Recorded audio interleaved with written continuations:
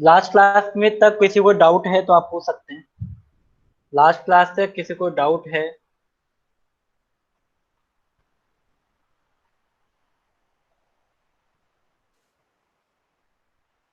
Yes sir, doubt है। हाँ बताओ।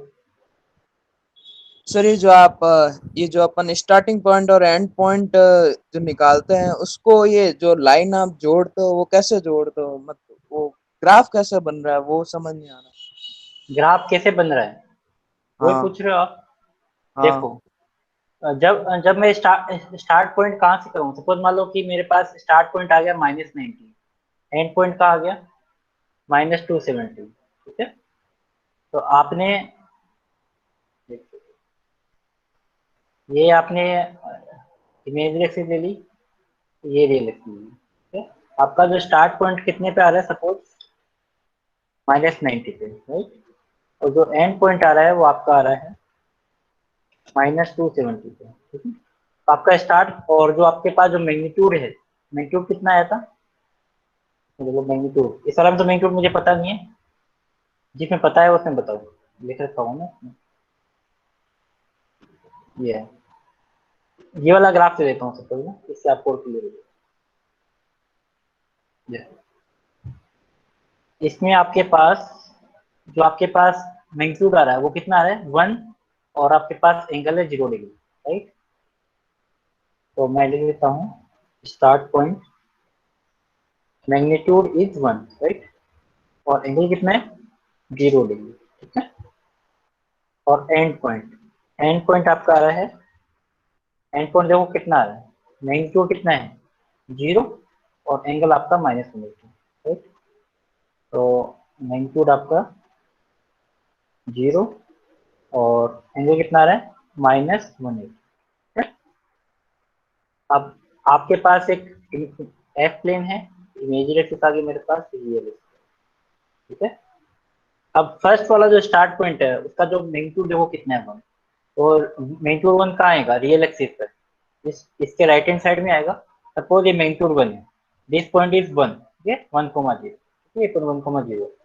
अब मैग्नीट्यूड 1 है और एंगल आपका कितना है, 0 डिग्री, 0 डिग्री यहाँ पे है, तो 0 डिग्री एंगल 1, इसका मतलब स्टार्ट पॉइंट मेरे पास कहाँ पे है, यहीं पे, यहीं से स्टार्ट हो, मेरा स्टार्ट पॉइंट है। ठीक है, अब आपके पास आता है मूवमेंट कहाँ पे होगा, लेफ्ट में एंटी क्लॉकवाइज होगा, क्लॉकवाइज होगा। ठीक है, मैंने आपको बताया था। तो एंटी क्लॉकवाइज और क्लॉकवाइज कैसे होगा मुझे बताओ, आपको बताया था मैंने। डाउट किसका फोर्स है? लेफ्ट साइड में होता है तो एंटी क्लॉकवाइज। लेफ्ट साइड में होता है तो, एंटी क्लॉकवाइज।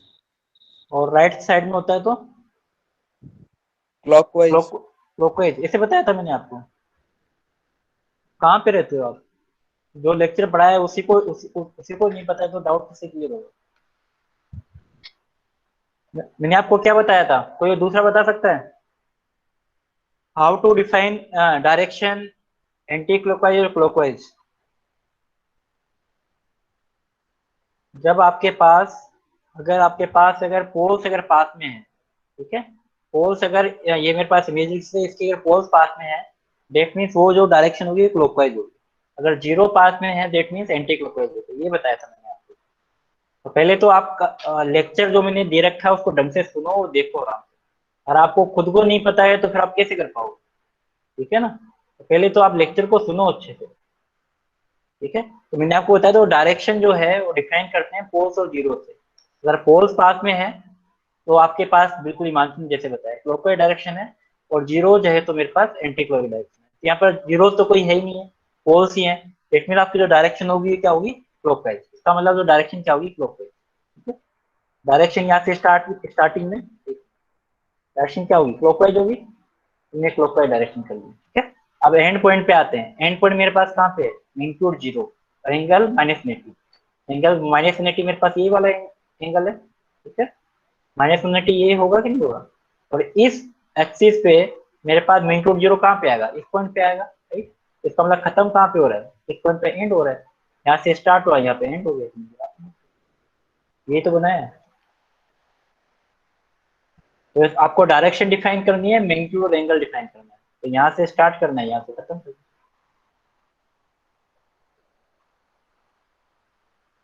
डाउट है बीबी? या क्लियर है?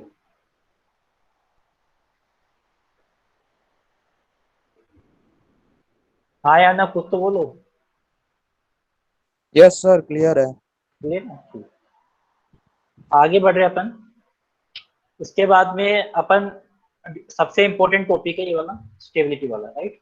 तो how we can define the system is stable और अनस्टेबल और the margin is stable with respect to the polar plot. अपन पोलर प्लॉट से अपन स्टेबिलिटी कैसे डिफाइन करते हैं, ये वाला टॉपिक बहुत ज्यादा इंपॉर्टेंट है, ठीक है? तो सबसे पहले मैं ग्राफिकल बताऊंगा, फिर हम आपको मैथमेटिकली बताऊंगा, ठीक है? तो कॉन्सेप्ट ये है कि system will be stable when the point -1,0, right? -1,0 पर lie to the left half of polar plot, left of the polar plot, while moving along the plot in the direction of increase in the frequency from omega equal to 0 to infinity। का मतलब क्या है, मैं आपको बताता हूँ कि जब मैं पोलर प्लॉट ड्रॉ कर रहा हूँ, और मेरे पास ये पोलर प्लॉट है, ये मेजर एक्सिस होगी, ये इलिप्स होगी, और मेरे पास पोलर प्लॉट कुछ इस तरह का है, ठीक? कुछ इस तरह का मेरे पास पोलर प्लॉट आ रहा है, ठीक? और सपोज -1,0 पॉइंट सपोज यहाँ पर -1,0 सपोज यहाँ पे मान लेता हूँ, एक पॉइंट मेरे पास -1,0 यहाँ पे मान लेता हूँ -1,0, ठीक? यहाँ पे मान लेता हूँ पॉइंट इज -1,0, तो -1 वाला पॉइंट कहाँ पे होगा? नेगेटिव रियल एक्सिस पे, राइट? तो नेगेटिव रियल एक्सिस में -1,0 पॉइंट मान लिया, right? And this point omega equal to 0, देखिए अपनी स्टार्ट कहाँ से रहा है, ओमेगा टू 0 पे, और आपका जो हेड है वो कितना है, ओमेगा इक्वल टू इंफिनिटी। अब देखिए कि पॉइंट क्या है, जब भी मैं पोलर प्लॉट में ओमेगा इक्वल टू 0 से ओमेगा इक्वल टू इंफिनिटी पे मूव कर रहा हूँ, जिस पर्टिकुलर डायरेक्शन मूव कर रहा हूँ, अगर मेरे पास -1,0 पॉइंट लेफ्ट में आता है, अगर -1,0 पॉइंट अगर लेफ्ट में है, लेफ्ट में वो सिस्टम क्या होगा, स्टेबल होगा, राइट? अगर वो पॉइंट राइट में आता है, लेफ्ट में वो सिस्टम कौन सा होगा, अनस्टेबल सिस्टम होगा। अगर वो ग्राफ का पॉइंट जो है वो -1,0 पे आ जाता है, उसी पॉइंट पे आ जाता है -1,0, ना राइट में ना लेफ्ट में, दैट मीन्स वो सिस्टम मार्जिनली स्टेबल होगा, मार्जिनली स्टेबल होगा। दोबारा रिपीट कर रहा हूँ, कॉन्सेप्ट इज कि जब भी मैं पोलर प्लॉट को ओमेगा इक्वल टू 0 से ओमेगा इक्वल टू इंफिनिटी में मूव कर रहा हूँ, उस पर्टिकुलर मोमेंट में अगर मेरे पास -1,0 पॉइंट अगर लेफ्ट में आता है, दैट मींस सिस्टम स्टेबल है, राइट में आता है दैट मींस सिस्टम अनस्टेबल है, और अगर उस पर्टिकुलर पॉइंट पे आता है that means system marginally stable है, ठीक है? अब इस पर्टिकुलर ग्राफ में मुझे बताओ कि ये -1,0 लेफ्ट में आ रहा है, राइट में आ रहा है?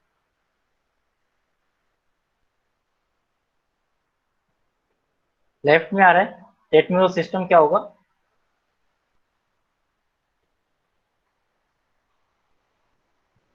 स्टेबल होगा, राइट? तो इसमें यही बता रखा है, system will be stable when the point -1,0 lie to the left half of the polar plot, ठीक है? उस पोलर प्लॉट के लेफ्ट हाफ में लाई कर रहा है, देखो सिस्टम क्या होगा, अनस्टेबल होगा। दूसरा पॉइंट सेम ये मैंने आपको बताया, अगर राइट में है तो आपका सिस्टम क्या होगा, अनस्टेबल होगा। राइट में है तो सिस्टम अनस्टेबल, और लेफ्ट में है तो सिस्टम अनस्टेबल, राइट? तीसरा वाला पॉइंट ये है कि अगर आपका पास जो पोलर प्लॉट है वो -1,0 से पास कर जाए, वो सिस्टम कौन सा होगा, marginally stable, right? That is the stability with respect to the polar plot. अब फर्स्ट वाला एग्जांपल मुझे बताओ कि सिस्टम अनस्टेबल है, स्टेबल है, मार्जिनली स्टेबल है? फर्स्ट वाला -1,0 यहाँ पर है, ये मेरा पास पोलर प्लॉट का मूवमेंट है यहाँ से यहाँ तक, तो -1,0 कहाँ पे लाई कर रहा है, राइट में लाई कर रहा है, राइट में लाई करा दे, सिस्टम क्या होगा, अनस्टेबल, फर्स्ट वाला, ठीक है? सेकंड वाला देखिए, सेकंड वाला सिस्टम देखो कहाँ लाई कर रहा है, राइट में लाई कर रहा है, मूवमेंट कहाँ पर है, यहाँ से यहाँ तक, तो राइट में लाई कर रहा है, तो राइट में लाई कर रहा है, देखिए सिस्टम क्या है, अनस्टेबल, तो ये सिस्टम अनस्टेबल होगा। थर्ड वाला ले लेता हूँ मैं। अब ये देखिए, ये ओमेगा टू 0 से ओमेगा टू इंफिनिटी मूवमेंट हुआ, ये -1,0 से पॉइंट से पास हो रहा है, राइट? अगर -1,0 से पॉइंट से पास हो रहा है, देखिए सिस्टम क्या होगा, मार्जिनली स्टेबल, ठीक है? फोर्थ वाले में देखिए, यहाँ से यहाँ तक मूवमेंट हो रहा है, ठीक है। यहाँ से जैसे मूवमेंट हुआ तो ये वाला जो -1,0 पॉइंट है वो लेफ्ट में लाई कर रहा है, ये लेफ्ट वाला पॉइंट है, दैट मीन सिस्टम क्या होगा, स्टेबल सिस्टम। इस तरीके से अपन मार्जिनली स्टेबल, स्टेबल और अनस्टेबल सिस्टम डिफाइन करते हैं विथ रिस्पेक्ट टू पोलर।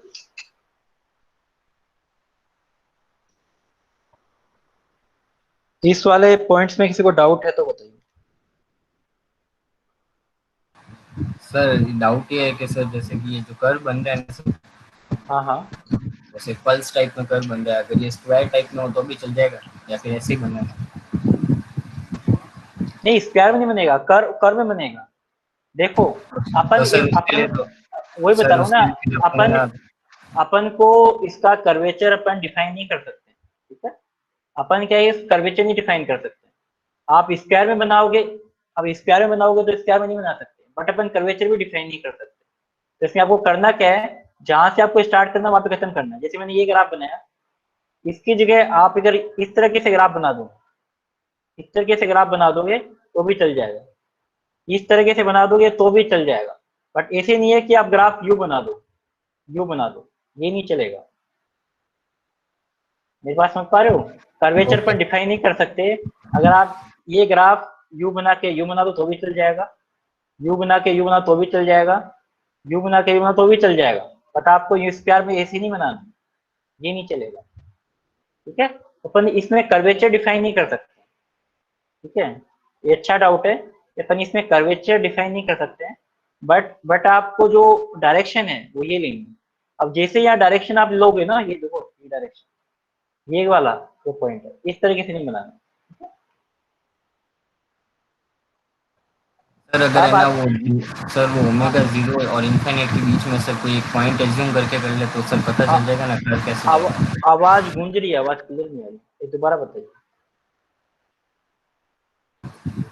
हाँ, सर अब क्लियर आ रही है? हाँ हाँ बताइए। सर अगर है ना मतलब ओमेगा जीरो और इनफाइनाइट के बीच में एक कोई पॉइंट एज्यूम करके रख के चले तो कर्व पता हाँ चल हाँ, जाएगा ना, जैसा अपन ने 1/t किया था सर। वही तो तब पता लग सकता है। बट अपना क्या है कि जो ऑब्जेक्टिव है ना, omega equal zero omega equal to infinity है। एक्चुअल में क्या है कि वो आप पे डिपेंड करता है भाई, एग्जाम पॉइंट ऑफ व्यू से बता रहा हूँ।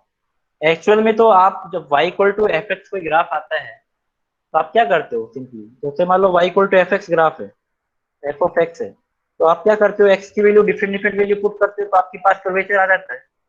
सिंपल ये काम यहीं पे है, बिल्कुल सही कर रहे हो आप। बट अपन को क्या करना है कि एग्जाम पॉइंट ऑफ व्यू से मैं बता रहा हूँ आपको कि आपको different different of points put करने की जरूरत नहीं है। ये कॉन्सेप्ट है, इससे आप डायरेक्टली ग्राफ प्लॉट कर सकते हो। भाई एक्स की वैल्यू यहाँ पुट करोगे तो ऑब्वियसली बात है ग्राफ आ ही जाएगा। अगर मान लो कोई मेरे पास ग्राफ है y equal to x square +4, ये ग्राफ है, ये किसका ग्राफ है, पैराबोला का ग्राफ है। आपको पैराबोला का कंसेप्ट पता है तो आप डायरेक्टली प्लॉट कर सकते हो ग्राफ, राइट। बट आपको जो बेसिक कॉन्सेप्ट क्या है, एक्स की वैल्यू आप डिफरेंट डिफरेंट वैल्यू पुट करो, 0 पुट करो, 0.1 करो, 2 करो, 5 करो, 6 करो, इन्फिनिटी तक पुट करो, तो आपके पास कर्वेचर आ जाएगा। That is the point. But अपन को वो काम नहीं करना है यहाँ पे, समझ पा रहे हो मेरी बात, कि अपन को पुट करके वो काम नहीं करना है, वो करके तो आप ला ही सकते हो अल्टीमेटली वही हो रहा है, ठीक है। तो अपन को एग्जाम में वो वाला काम नहीं करना है, आपको सिर्फ 0 इन्फिनिटी पुट करना हो, डायरेक्टली आपके पास वैल्यू है, तो आपको ये काम करना है, ठीक है। अब पोलर प्लॉट में सबसे इंपॉर्टेंट पॉइंट ये वाला जो है, इसको मोस्ट इंपोर्टेंट आप लिख लीजिए। इसमें एक क्वेश्चन पक्का कंफर्म आएगा ही आएगा। तो ये कंफर्म गेन मार्जिन और फेज मार्जिन का आप स्टार मार्क कर लीजिए। It is the most important topic, very most important topic, ठीक है। ये वाला टॉपिक बहुत इंपॉर्टेंट है, आप इसको 5 स्टार मार्क कर लीजिए, बहुत इंपॉर्टेंट टॉपिक, गेन मार्जिन और फेज मार्जिन, ठीक है। ये आप अच्छे से पढ़ना। गेन मार्जिन और फेज मार्जिन एक्चुअल में है क्या, कि जब भी मैं पोलर प्लॉट में स्टेबिलिटी को डिफाइन करता हूँ, राइट, तो अपने पास दो चीजें होती हैं। अपन जो पोलर का मीनिंग इट सेल्फ है magnitude as well as phase. तो मैग्नीट्यूड के रिस्पेक्ट में गेन मार्जिन है और फेज एंगल के रिस्पेक्ट में फेज मार्जिन। जैसे आप कहीं पे जाते हो तो जैसे मान लो कि आप व्हीकल चला रहे हो, तो आप क्या करते हो कि दो, मान लो कि दो, 1 फीट इधर, 2 फीट इधर, 2 फीट इधर का मार्जिन लेके चलते हो, ताकि आपका कोलिजन ना हो, राइट। कुछ ना कुछ मार्जिन लेके चलते हो। तो गेन मार्जिन और फेज मार्जिन क्या है कि जब भी सिस्टम को अपन डिफाइन करते हैं या फिर डिजाइन करते हैं, तो गेन मार्जिन क्या बताता है कि अगर सिस्टम का जो गेन है वो, मैं गेन मार्जिन सपोज मेरे पास 3 डेसिबल है, अगर मैं गेन मार्जिन का मतलब ये है कि सपोज मैं 3 डेसिबल को गेन को कम कर दूं या 3 डेसिबल को ज्यादा कर दूं, तो सिस्टम में कोई फर्क नहीं आएगा, मतलब सिस्टम स्टेबल है तो सिस्टम स्टेबल ही रहेगा। ठीक है, दोबारा रिपीट कर रहा हूँ। सपोज मान लो आपके पास गेन मार्जिन 3 dB है, 3 डेसिबल है। अगर मैं 3 डेसिबल को कम कर दूं या 3 डेसिबल को बढ़ा दूं, तो आपका जो सिस्टम सपोज स्टेबल था पहले, अभी भी स्टेबल ही रहेगा। अगर मैं 3 डेसिबल से ज्यादा करता हूँ कम, या 3 डेसिबल से ज्यादा कम करता हूँ, तो सिस्टम अनस्टेबल हो जाएगा। That is called the gain margin. मतलब सिस्टम में वो हाईएस्ट डेसिबल जो होगा उसको मैं कम कर दूं, ज्यादा कम कर दूं, तो सिस्टम पे फर्क नहीं होगा। That is the gain margin. इसी तरीके से फेज मार्जिन ये है कि सपोज मान लो फेज मार्जिन आपका 18 डिग्री है, सपोज मान लो 20 डिग्री है, ठीक है। अगर किसी सिस्टम में अगर मैं 20 डिग्री जो फेज फेज है वो कम कर दूं या 20 डिग्री आपको ज्यादा कर दूं, तो सिस्टम स्टेबल का स्टेबल ही रहेगा, सिस्टम में कोई डिफरेंस नहीं आएगा। That is called the phase margin. समझ में आया गेन मार्जिन फेज मार्जिन क्या है?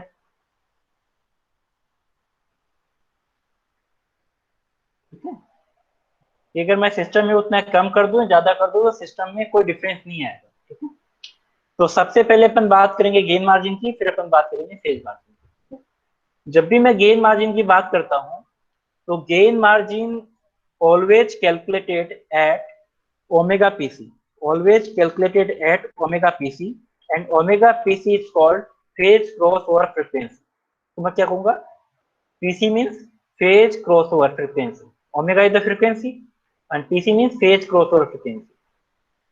अब यहाँ पर जो गेन मार्जिन है वो ऑलवेज कैलकुलेट किससे होगा, ओमेगा पीसी, राइट।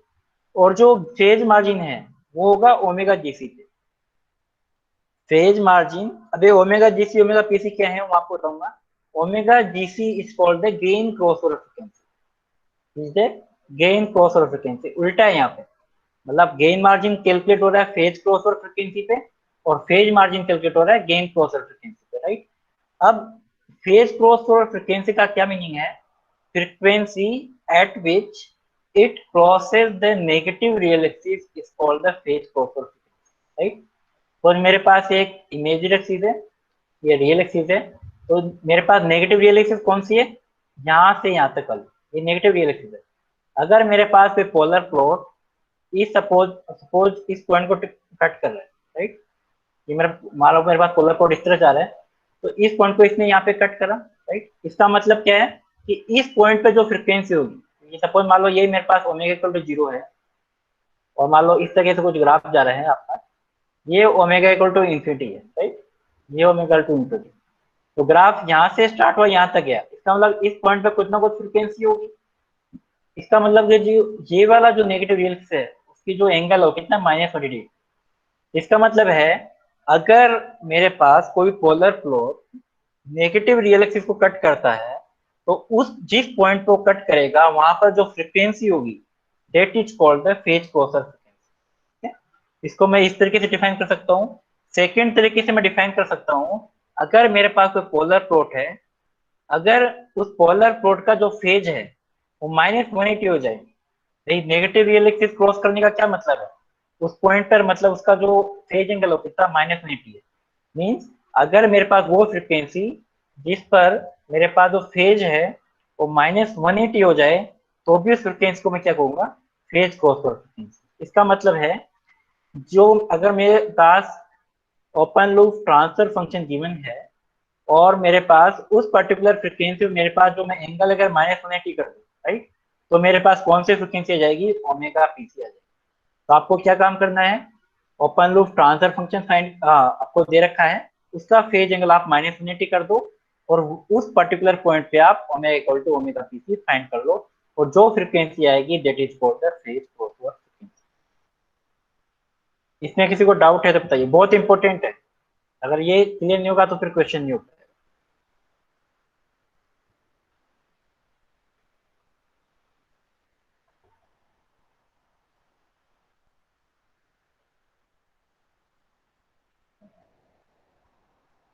वापस से ठीक है, देखो मैंने आपको दो चीजें बताई है, गेन मार्जिन और फेज मार्जिन। ठीक है, अपन पहले बात कर रहे हैं gain margin. Gain margin always calculated at omega PC. Omega PC mean phase crossover frequency, right. अब फेज क्रॉसओवर फ्रीक्वेंसी का मतलब क्या है, अब इसका देखो नाम नाम से डिनोटेड है फेज क्रॉसओवर। फेज क्रॉसओवर का मतलब कोई किसी ना किसी पर्टिकुलर जो फेज को क्रॉस कर रहा है, और क्रॉस किसको करेगा, -20 डिग्री। तो अपन फेज क्रॉसओवर फ्रीक्वेंसी को डिफाइन कर सकते हैं कि सपोज मेरे पास कोई open loop transfer function given है, तो उसका मैं पोलर प्लॉट ड्रॉ कर सकता हूँ, राइट। तो पोलर प्लॉट के रिस्पेक्ट में मैं फेज क्रॉसओवर फ्रीक्वेंसी को किस तरीके से डिफाइन करूंगा कि वो फ्रीक्वेंसी जिस पर्टिकुलर पॉइंट पर उसका जो फेज है वो -180 डिग्री हो जाए। क्या सिंपल मीनिंग में आप इसे समझो कि वो फ्रीक्वेंसी जिस पर्टिकुलर पॉइंट पर मेरे पास जो फेज एंगल है वो -180 हो जाए, राइट। तो फेज एंगल जिस पे अगर फेज एंगल -180 हो गया, फेज एंगल -180 हो गया, तो वहां पर आपके पास जो फ्रीक्वेंसी होगी वो क्या होगी, कि अल्टीमेटली क्या है, ओमेगा इक्वल टू 0 है। Omega equal to 1, omega equal to 2, omega equal to 3, omega equal to 5, धीरे इंक्रीज हो रहा है। मान लो यहाँ पर ओमेगा इक्वल टू 5 आया, ठीक है, ये सपोज ओमेगा इक्वल टू 5 का पॉइंट है, that means omega equal to 5 is the my phase crossover frequency. ठीक है, और कैलकुलेट कैसे होगा, फेज एंगल को आप -90 पुट कर दो तो आपके पास ओमेगा पीसी आ जाएगा। क्लियर हुआ या नहीं हुआ अभी?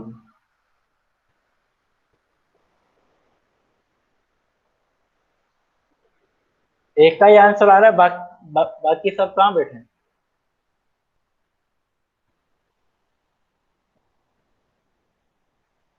बाकी सब सो रहे हैं।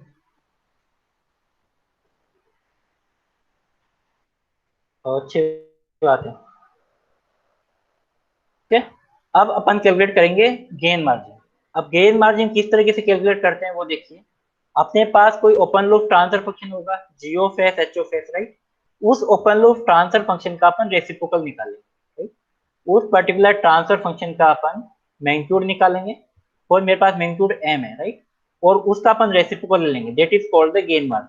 दोबारा रिपीट कर रहा हूँ, मेरे पास कोई open loop transfer function given होगा, उस ओपन लूप ट्रांसफर फंक्शन का मैं मैग्नीट्यूड निकालूंगा, उस मैग्नीट्यूड को मैं क्या कर दूंगा, रेसिप्रोकल कर दूंगा, और जहां पर भी मेरे पास ओमेगा है उसकी जगह क्या रख दूंगा, ओमेगा पीसी। ठीक है, और मेरे पास ओमेगा पीसी 5 रेडियन पर सेकंड है, तो उसकी ओमेगा पीसी को वैल्यू क्या रख दूंगा, मैं 5 पुट कर दूंगा, राइट। मीन्स आपके पास इसको रेसिप्रोकल करना है, omega equal to omega PC put करना है, राइट। ये मेरे पास गेन मार्जिन है। सपोज मुझे गेन मार्जिन डेसिबल में निकालना है, तो डेसिबल में निकालूंगा 20 log of this particular magnitude, ये कैसे मैग्नीट्यूड है, राइट, इस मैग्नीट्यूड। तो आपको गेन मार्जिन सपोज डेसिबल में निकालना है, तो 20 log of 1 divided by omega magnitude of GH, that is the formula of gain margin, right.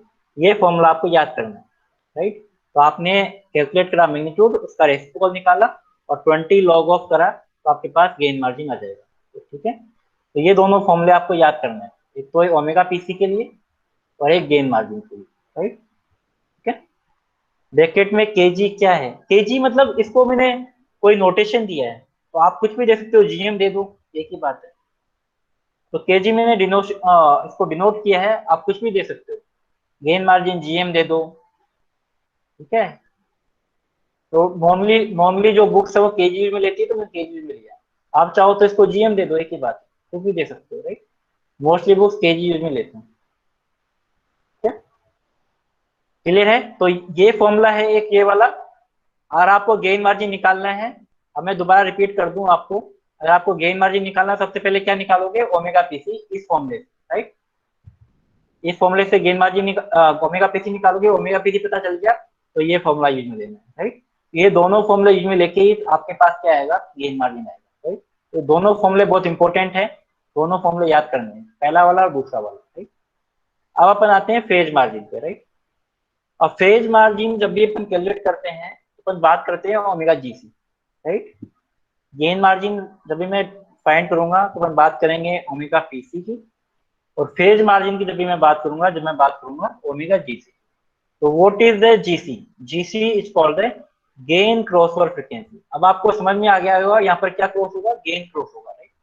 Gain crossover frequency, तो गेन क्रॉस ओवर फ्रीक्वेंसी का मतलब है कि वो फ्रीक्वेंसी जिस पर ओपन लूप ट्रांसफर फंक्शन का जो गेन है, वो फ्रीक्वेंसी जिस पर ओपन लूप ट्रांसफर फंक्शन का जो गेन है वो 1 आ जाए। अगर उस पर्टिकुलर पॉइंट पर अगर गेन 1 आ गया, दैट मीन्स वो फ्रीक्वेंसी क्या होगी, that is called the gain cross over frequency. इसको मैं और समझा देता हूँ इजी तरीके से। सपोज मेरे पास ये इमेज एक्सिस है, रियल एक्सिस है, कोई भी पोलर प्लॉट है, सपोज मेरे पास ये पोलर प्लॉट है, ठीक है। तो आपके पास सपोज मैं एक सर्कल अगर डिनोट करूं, यूनिटी सर्कल, मैं यूनिटी सर्कल लेता हूं, ये मैं सर्कल लेता हूं, राइट। ओके, तो मैं सर्कल लिया, एक मिनट, इसको एक कट 2 बार कट नहीं करेगा, कट एक बार ही करेगा।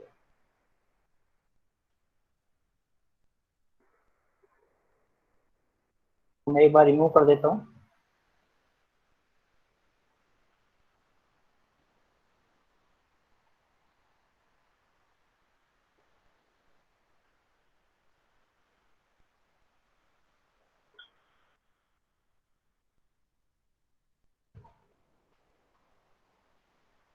मैं दोबारा ग्राफ प्लॉट कर रहा हूँ, तो मेरे पास ये ग्राफ है, राइट।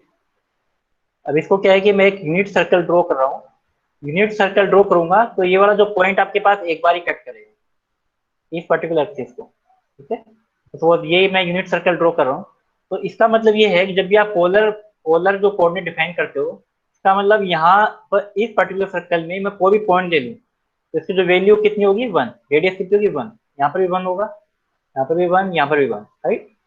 हर जगह 1 पॉइंट है। तो इस पॉइंट कहाँ पर कट कर रहा है, इस पर्टिकुलर पॉइंट पे कट कर रहा है, राइट। इस पर्टिकुलर पॉइंट पे कट कर रहा है, ये omega equal to 0, right. This point is omega equal to 0 and this point is omega equal to infinity. इसका मतलब आपके पास जो ग्राफ है ओमेगा इक्वल टू 0 से ओमेगा इक्वल टू इन्फिनिटी का इंक्रीज हो रहा है, राइट। ये 0 है, यहाँ पे कुछ पर्टिकुलर पॉइंट हो सकता है, मान लो 0.1, 0.2, 1, 2, 3 कुछ हो सकता है, राइट। अब मैं इस पॉइंट पर आ गया, अब इस पॉइंट पर जैसे ही इस पॉइंट पर आऊंगा, यहाँ पर देख सकते हो आप, ये पर्टिकुलर जो सर्कल है, यूनिटी सर्कल है, वो इस पर्टिकुलर पोलर प्लॉट को कट कर रहा है। अगर ये यूनिटी सर्कल जो है इस पोलर प्लॉट को कट कर रहा है, दैट मीन उसका जो गेन है वो कितना है, 1 गेन। कहाँ पर कट करेगा, गेन इक्वल टू 1 को कट करेगा। अगर गेन इक्वल टू 1 को कट करा है, दैट मीन इस पर्टिकुलर पॉइंट पे जो फ्रिक्वेंसी होगी, इस पर्टिकुलर पॉइंट पे जो फ्रिक्वेंसी होगी, that is called the omega GC. इस पर्टिकुलर पॉइंट पे जो फ्रिक्वेंसी होगी omega equal to omega GC, that is called the gain cross over frequency. That means वो फ्रिक्वेंसी जिस पर मेरे पास जो गेन है वो 1 आ जाए, that is called the gain cross over. तो मैंने देखो यहाँ पे यूनिटी सर्कल बनाया है, इस पॉइंट पे कट करा है, दैट इज इस पॉइंट पर जो भी फ्रिक्वेंसी होगी उसको मैं क्या कहूंगा, गेन क्रॉस ओवर। ठीक है, तो मैं क्या करूंगा, मैग्नीट्यूड निकालूंगा, आपके पास ओपन लूप ट्रांसफर फंक्शन जो होगा उस मैग्नीट्यूड को आप क्या करना है, 1 के इक्वेट कर देना, और जो ओमेगा की वैल्यू आएगी that is called the omega G. ठीक है, जो भी वैल्यू आएगी that is called the omega G, right. That is called the gain cross over. यहाँ तक किसी को डाउट है तो बताइए।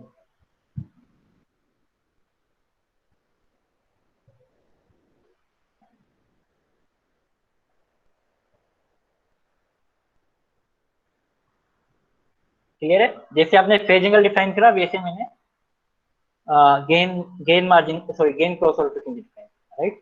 अब गेन क्रॉस ओवर फ्रीक्वेंसी आपको पता पड़ चुकी है, तो what is the formula for the phase margin, right. तो फेज मार्जिन का जो फॉर्मूला है, इसका डेरिवेशन है, डेरिवेशन वाले पार्ट में मैं नहीं जा रहा हूँ। दोनों के फेज मार्जिन और गेज मार्जिन का डेरिवेशन होता है पूरा प्रॉपर, वो मैं नहीं जा रहा हूँ, वो अपन को करना भी नहीं है, अपन को डायरेक्टली फॉर्मूला याद करना है, राइट।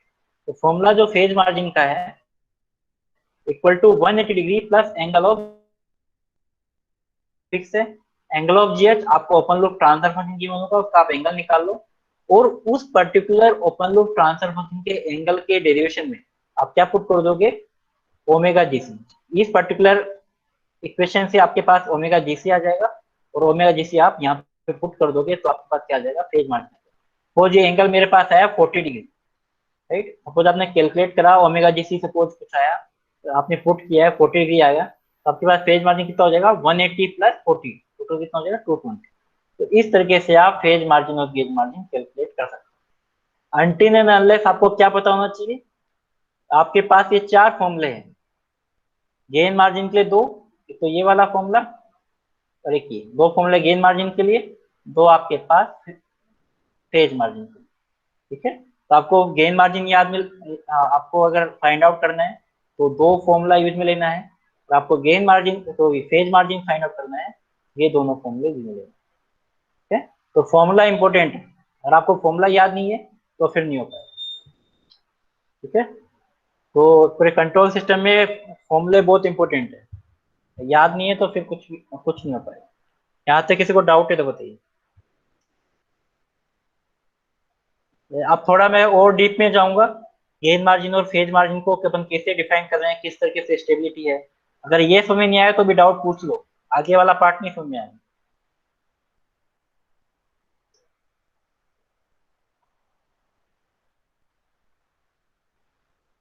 क्लियर है सबको?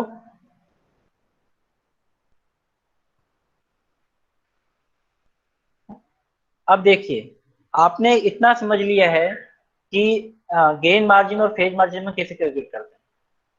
अब मैं सिस्टम को मैं अच्छी तरीके से समझा रहा हूँ कि अपन जो भी मेरे पास ये फेज क्रॉस ओवर फ्रीक्वेंसी है, गेन क्रॉस ओवर फ्रीक्वेंसी है, और मेरे पास गेन मार्जिन और फेज मार्जिन। अब सपोज मान लो कि आपको बोल दे कि सपोज हमारे पास गेन मार्जिन मेरे पास 3 डेसिबल आ रहा है और फेज मार्जिन मेरे पास सपोज मान लो 40 डिग्री आ रहा है, तो आप कैसे बताओगे कि सिस्टम अनस्टेबल है या स्टेबल है? आपको सपोज कोई बोल दे कि फेज मार्जिन इतना है और गेन मार्जिन इतना है, तो आप कैसे बताओगे ये सिस्टम अनस्टेबल है और स्टेबल है? तो इसके लिए 3 पॉइंट्स हैं इंपॉर्टेंट, जो मैं आगे डिस्कस करूंगा, ये वाले 3 पॉइंट। अगर मैं बात करूं कि गेन क्रॉस ओवर फ्रीक्वेंसी और phase cross over frequency, right, अगर सपोज फर्स्ट पॉइंट मैं डिस्कस कर रहा हूं, if the system is stable, तो स्टेबल सिस्टम के लिए मैं डिफाइन करूंगा if omega PC greater than omega GC. अगर मेरे पास phase cross over frequency gain cross over frequency से ज्यादा है, दैट मींस वो सिस्टम स्टेबल होगा। इसको अपन प्रूव भी करेंगे। ठीक है, अपन ये डायरेक्टली अपन नहीं लिख रहे हैं, अपन इसको प्रूव भी करेंगे। अगर मेरे पास suppose phase cross over frequency आ गई 5 रेडियन पर सेकेंड, ये आ गई 4 रेडियन पर सेकेंड, जेट में वो सिस्टम स्टेबल हो जाएगा, कंफर्म। अगर मेरे पास ओमेगा पीसी 5 आ गई, ओमेगा जीसी 4 आ गई, जेट मीन वो सिस्टम स्टेबल हो जाएगा। This is first condition.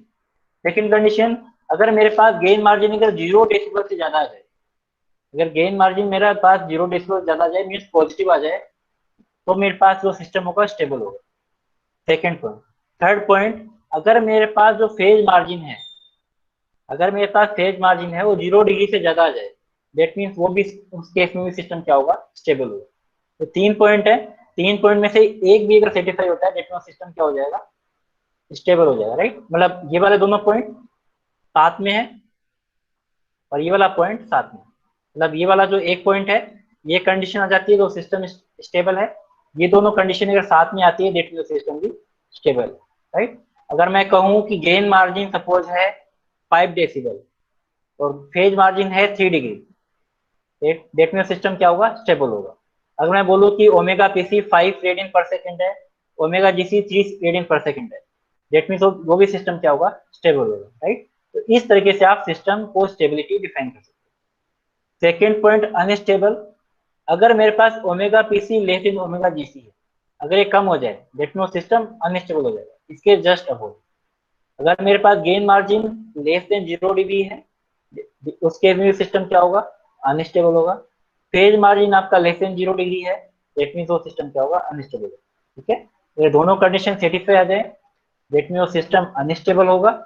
अगर ये कंडीशन सेटिस्फाई हो जाए, दैट मीन्स सिस्टम अनस्टेबल होगा। Third is marginally stable. अगर सिस्टम में ओमेगा पीसी ओमेगा जीसी से इक्वल आ जाए, दोनों इक्वल आ जाए, दैट मीन्स सिस्टम बीच वाला केस है, दैट मीन्स सिस्टम क्या होगा, मार्जिनली स्टेबल होगा। अगर फेज मार्जिन 0 डिग्री आ जाए और गेन मार्जिन 0 डेसिबल आ जाए, अगर गेन मार्जिन 0 डेसिबल आ जाए और फेज मार्जिन 0 डिग्री आ जाए, दैट मीन्स योर सिस्टम क्या होगा, मार्जिनली स्टेबल सिस्टम होगा। राइट, अब क्वेश्चन ये आता है इसमें, अगर मान लो कि गेन मार्जिन पॉजिटिव आ जाए और फेज मार्जिन नेगेटिव आ जाए, गेन मार्जिन नेगेटिव आ जाए, फेज मार्जिन पॉजिटिव आ जाए, ये दोनों केस हो, ये इस पर्टिकुलर तीनों कंडीशन में ये केस है नहीं, राइट। तो ऐसा कभी पॉसिबल नहीं हो सकता कि गेन मार्जिन एक बार पॉजिटिव आ जाए और फेज मार्जिन नेगेटिव आ जाए, और गेन मार्जिन नेगेटिव आ जाए और फेज मार्जिन पॉजिटिव आ जाए, ठीक है। दिस केस, ये वाला जो केस है वो कभी भी पॉसिबल नहीं हो सकता, राइट। ये वाला जो केस है कभी भी पॉसिबल नहीं हो सकता, दैट मीन्स इसलिए वो वाला केस यहाँ पर कंसिडर नहीं लिए, राइट। यहाँ तक किसी को डाउट है तो बताओ इन तीनों पॉइंट में।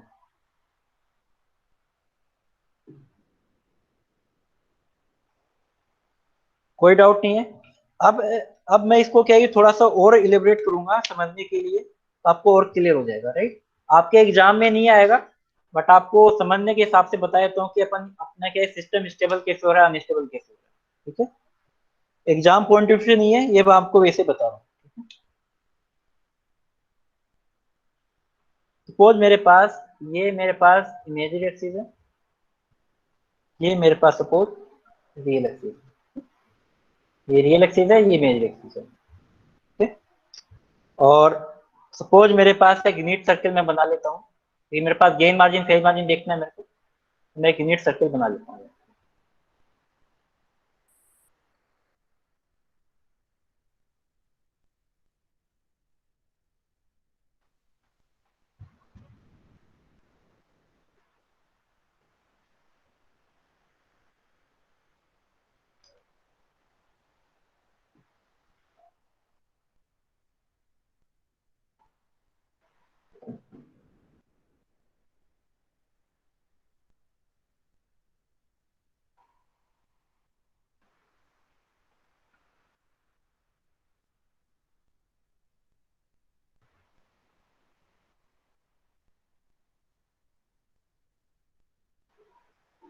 ये बन गया, ठीक है। सपोज ये यूनिट सर्किल है मेरे पास।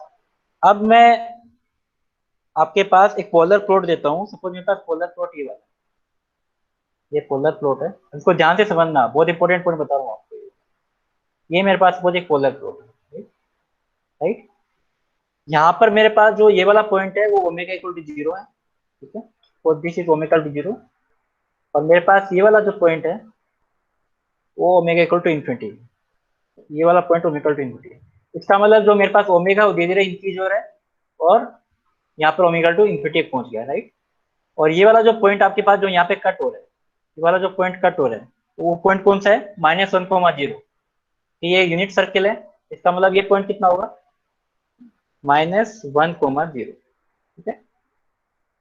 अब मुझे बताओ, ये पोलर प्लॉट ये मूव कर रहा है, जिसमें सिस्टम स्टेबल होगा अनस्टेबल होगा, ये मुझे बताओ। जो मैंने स्टार्टिंग में आपको बताया था, ये सिस्टम अनस्टेबल है या स्टेबल है इस पोलर प्लॉट के लिए, स्टेबल है। क्यों स्टेबल है, क्यों स्टेबल है, क्योंकि मेरे पास -1,0 पॉइंट कहाँ पे है, लेफ्ट में है, बिल्कुल बिल्कुल सही। अब आप सही डायरेक्शन में जा रहे हो, ठीक है, लेफ्ट में है, इसका मतलब सिस्टम स्टेबल हो गया, नंबर 1 पॉइंट, ठीक है। अब नंबर 2 पॉइंट देखिए। नंबर 2 पॉइंट मैंने आपको बताया था कि जब भी मैं यहाँ से यहाँ तक मूव मूव करता हूँ, तो अगर सपोज जो मेरे पास नेगेटिव रियल एक्सिस को पॉइंट पे कट करेगा, इस एक्सिस पे कट कर रहा है, राइट। अब ध्यान समझना, मेरे पास नेगेटिव रियल एक्सिस है, इसका मतलब ये ओमेगा जीसी होगा, ओमेगा पीसी होगा। इस पॉइंट पे अगर कट कर रहा है तो ये ओमेगा जीसी होगा या ओमेगा पीसी होगा। तो ये -180 है, -180 को कट कर रहा है, तो ओमेगा जीसी होगा, ओमेगा पीसी होगा, ये वाला पॉइंट क्या होगा, ओमेगा पीसी होगा, बिल्कुल सही, ओमेगा पीसी। इसका मतलब ये वाला पॉइंट मेरे पास क्या हो गया, ओमेगा पीसी, ये वाला ओमेगा पीसी होगा, राइट। अब मुझे बताओ कि ये वाला पॉइंट यहाँ पे, ये वाला पॉइंट जो मेरे पास इस यूनिट सर्किल को कट कर रहा है, ये ओमेगा जीसी होगा, ओमेगा पीसी होगा, ये वाला पॉइंट ओमेगा जीसी होगा, right. This point is omega GC, right. Clear है इतना, अगर ये क्लियर है तो आपका पास आपको क्लियर हो जाएगा। दिस पॉइंट ओमेगा जीसी है, this point omega PC, right. अब देखिए कि ओमेगा 0 यहाँ से स्टार्ट हुआ, यहाँ पे खत्म हुआ, राइट। तो मतलब ये जो मतलब क्या हो रहा है, ओमेगा धीरे धीरे इंक्रीज हो रहा है। तो इस पर्टिकुलर केस के अंदर ओमेगा पीसी ओमेगा जीसी से ज्यादा होगा या ओमेगा पीसी ओमेगा जीसी से कम होगा, ओमेगा पीसी ओमेगा जीसी से ज्यादा होगा या कम होगा, धीरे धीरे ओमेगा 0 स्टार्ट हुआ, 1 2 3 4 5 6 7 10 100 1000 तक इन्फिनिटी चला गया। Omega P C greater than omega G C, confirm है? तो मतलब इस केस के लिए ओमेगा जी सी जो है वो ग्रेटर देन क्या है, ओमेगा पी सी। आपने बता दिया कि सिस्टम क्या है, स्टेबल है, पहले बता दिया था। तो अपने पास ये प्रूफ हो गया कि ओमेगा जी सी ओमेगा बी सी से ज्यादा होगा तो सिस्टम क्या होगा, स्टेबल होगा। ये मैंने आपको बताया था। उल्टा लिख दिया क्या मैंने? मैंने उल्टा लिख दिया था, ये मैंने आपको बताया था। ये देखो, ओमेगा पी सी जब ओमेगा जी सी से ज्यादा होगा सिस्टम क्या होगा, स्टेबल होगा। ये अपने पास यहाँ पे प्रूफ भी हो गया कि यहाँ से मैं इंक्रीज हुआ धीरे धीरे, ओमेगा पी सी बाद में आ रहा है, ओमेगा जी सी पहले आ रहा है। ठीक है, दैट मीन सिस्टम क्या होगा, स्टेबल होगा। अब सेकंड वाला मैं सपोज ग्राफ लेता हूँ, वो मैं सेकंड ग्राफ ले रहा हूँ।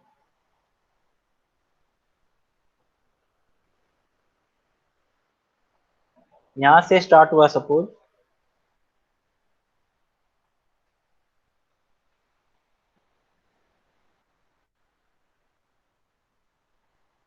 ये मेरे पास ग्राफ है सपोज, यहाँ से स्टार्ट हुआ, यहाँ पे खत्म हुआ। अब ये सिस्टम स्टेबल होगा या अनस्टेबल सिस्टम होगा? अनस्टेबल होगा, अनस्टेबल। ठीक है, क्योंकि -1,0 कहाँ पे है, राइट में। इसमें सिस्टम क्या हो गया, अनस्टेबल हो गया। अब ये वाला पॉइंट, ये वाला जो पॉइंट है वो कौन सा पॉइंट होगा, ओमेगा पीसी होगा। This point is omega PC, this point is omega PC, omega PC होगा, राइट। और जो यूनिट सर्किल को कट कर रहा है, कहाँ पे कट कर रहा है, यहाँ पे कट कर रहा है। तो ये वाला पॉइंट क्या होगा, this point is omega GC, होगा कि नहीं होगा? ये पॉइंट ओमेगा जीसी होगा, ओमेगा पीसी होगा, क्योंकि नेगेटिव रियल एक्स को कट कर रहा है, यूनिट सर्किल को कट कर रहा है। इस केस में मुझे बताओ कि ओमेगा पीसी ओमेगा जीसी से ज्यादा है या कम है? ओमेगा पीसी जो है ओमेगा जीसी से कम है, दिख रहा आपको? इसका मतलब ये सिस्टम क्या हो गया, जब सिस्टम अनस्टेबल होगा दैट मींस ओमेगा पीसी लेकिन क्या होगा, ओमेगा जीसी होगा। ये देखो यहाँ पे दिख रहा है, ओमेगा पीसी लेकिन होगा जिसमें सिस्टम अनस्टेबल, यहाँ से आपको दिख रहा है। ठीक है, अब देखो थर्ड केस। थर्ड केस में सपोज मेरे पास ये ग्राफ यहाँ से स्टार्ट हुआ, यूनिट सर्किल पे गया और यहाँ पे खत्म हो गया। यहाँ पे थोड़ा क्लियर नहीं होगा बट मैं दूसरे कलर में बना रहा हूँ तो आपको थोड़ा क्लियर हो जाएगा। ठीक है, ठीक है, इस पॉइंट को कट कर रहा है -1,0 को, और इस यूनिट सर्किल को भी कट कर रहा है। ठीक है, दोनों पॉइंट सेम आ गए, मतलब ये -1,0 को भी कट यहीं पे कर रहा है। ठीक है, यहीं पे कट कर रहा है, और आपके पास जो यूनिट सर्किल है उसको भी यहाँ पे कट कर रहा है। इसका मतलब ओमेगा जीसी कहाँ पर है, यूनिट सर्किल पे कट कर रहा है, दैट मीन ओमेगा जीसी भी यहीं पे है। और नेगेटिव रियल एक्सिस को भी यहीं पे कट कर रहा है, दैट मीन्स क्या है, ओमेगा पीसी भी यहीं। दैट मीन्स ओमेगा जीसी और ओमेगा पीसी क्या हो गए, दोनों इक्वल हो गए। दैट मीन्स इस केस के अंदर ओमेगा जीसी जो है ओमेगा पीसी के इक्वल आ गए, दोनों इक्वल आ गए। तो ये सिस्टम कौन सा हो जाएगा, मार्जिनली स्टेबल। दोनों पॉइंट सेम पॉइंट आ गए, दैट मीन्स ये वाला जो केस है वो कौन सा होगा, मार्जिनली स्टेबल वाला केस। ठीक है ना? तो इस तरीके से आप डिफाइन कर सकते हो कि ओमेगा पीसी ओमेगा जीसी में रिलेशन के बीच में किस तरीके से अपने पास डिफाइन कर सकते हो। आप कोई मुझे गेन मार्जिन से बता सकता है, गेन मार्जिन किस तरीके से डिफाइन कर सकते हो? सेकंड वाला था ना, ये गेन मार्जिन पॉजिटिव है तो सिस्टम स्टेबल होगा, गेन मार्जिन लेस देन 0 है तो सिस्टम अनस्टेबल होगा। मैं आपको गेन मार्जिन से भी बता दूंगा, गेन मार्जिन से भी आप बता सकते हो। ठीक है, गेन मार्जिन का मतलब ये है कि सपोज मैं फर्स्ट केस की बात करता हूँ, इस डायग्राम को मैं दोबारा बना लेता हूँ तो आपको क्लियर हो जाएगा।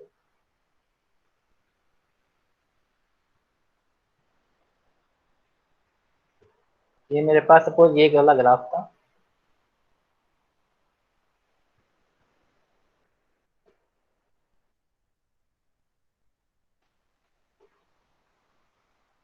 ये ग्राफ है। एक मैं सर्कल ड्रॉ कर लेता हूँ।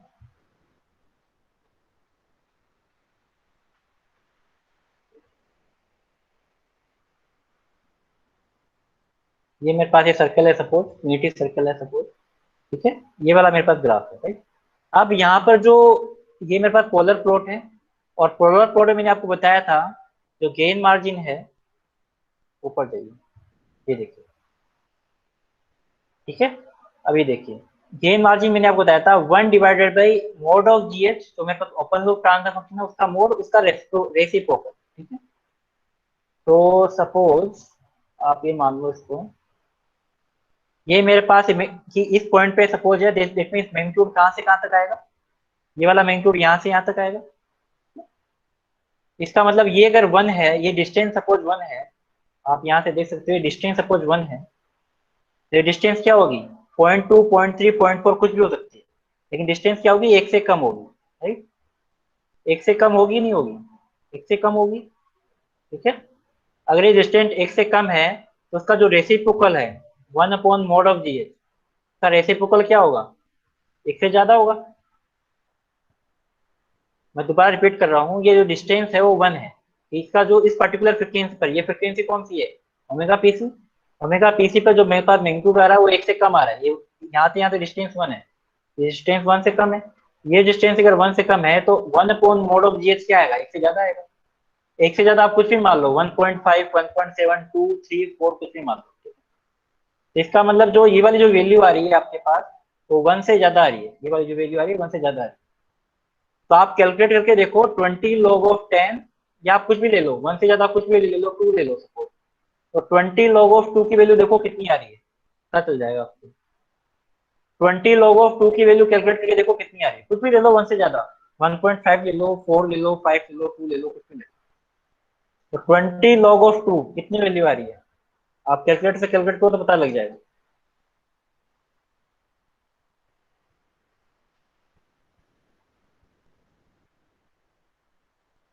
कैलकुलेटर तो होगा ना किसी के पास,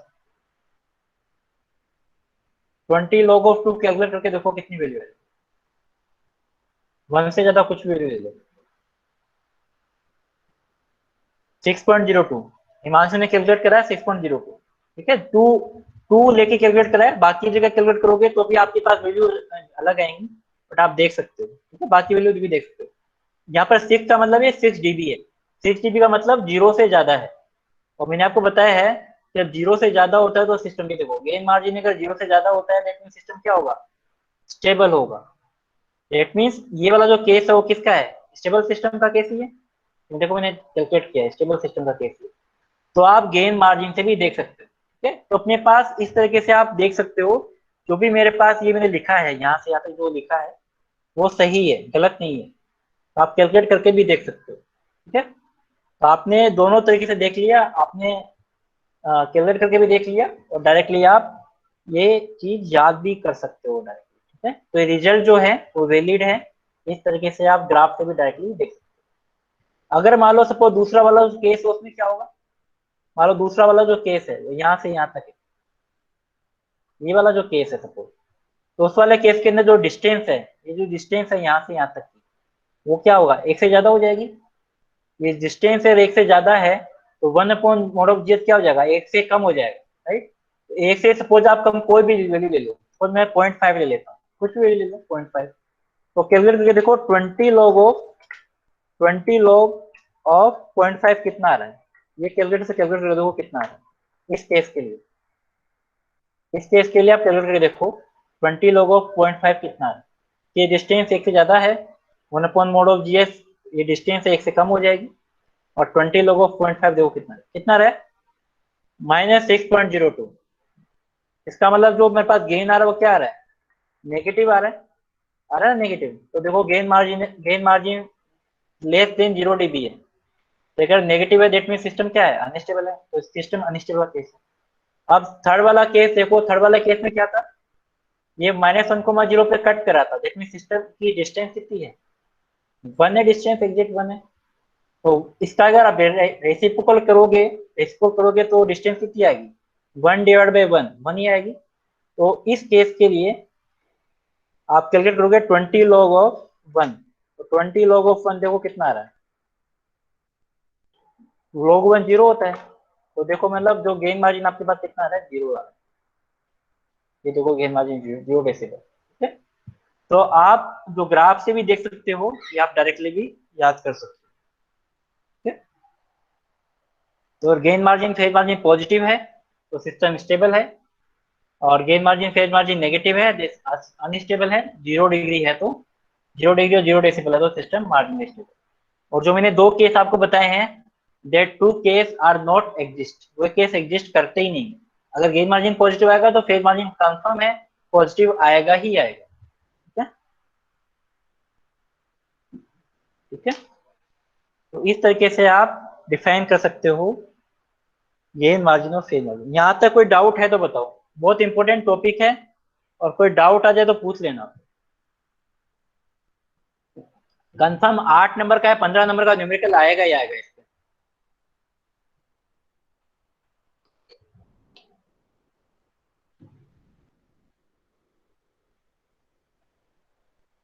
ठीक है, तो फर्स्ट क्वेश्चन ले रहा हूं मैं। आपके पास एक open loop transfer function given है। उस ओपन लूप ट्रांसफर फंक्शन का आपको क्या फाइंड करना है? पेज क्रॉसर फ्रीक्वेंसी फाइंड करना है, और आपको गेन मार्जिन फाइंड करना है। कितने बजे तक है आपका टाइम?